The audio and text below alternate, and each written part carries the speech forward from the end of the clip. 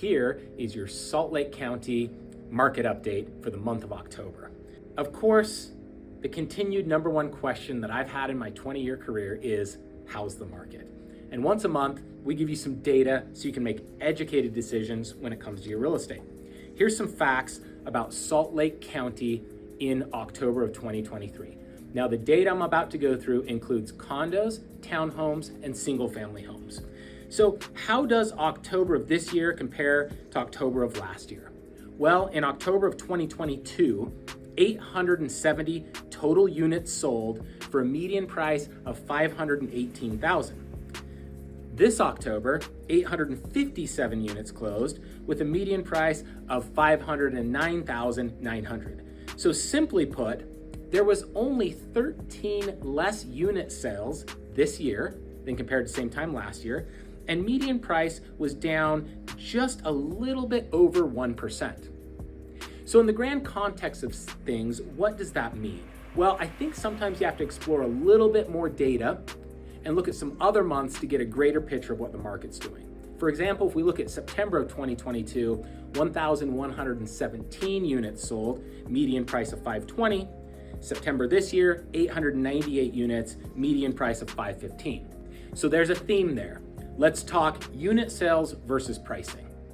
On unit sales, we are seeing the number of properties sold over the peak of the market versus where we're at right now, about a year later, down in any given month, somewhere between 20 and 30%.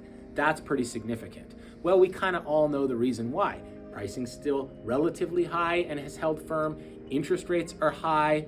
And on top of all that, a lot of people are locked in these low fixed interest rates of 2.5% to 3.5%. And although they could afford to upgrade, they're not choosing to do so. So that's the main reason for the unit sales being down rather significantly. But here's the thing that most people find quite perplexing. Why has pricing not dropped through the floor? Why has the market not crashed? And although there's articles that pontificate about what might happen, here at Utah Cribs, we believe in the data. And if you look at the data over same time last year, in September or October, pricing is only down between 1% and 2%. So the begging question is, what happens this winter, and do we really see pricing fall? Well, that's a explanation for another video and could be turned into a couple hour-long class, but here are the short highlights. Inventory remains low. While it does remain low, it's unlikely that we see pricing really crash. Unit sales, although down 20 to 30%, still remain relatively robust. So until that really slows, even in this high interest rate environment, pricing is going to hold relatively firm. And lastly, there's a hope, and a lot of this is backed by good economists saying this will be the case at some point in the future, whether it's 6, 12, 18 months down the road, we see interest rates settle perhaps into that high 5, low 6 range, and that'll stabilize the market. So far, we're a year into this softening, and we're really not seeing pricing adjust much at all.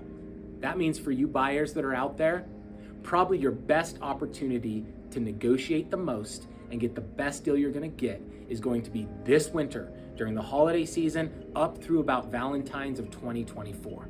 So if you're looking for a place, let us help you and walk through this information so you can make an educated decision when it comes to your purchase.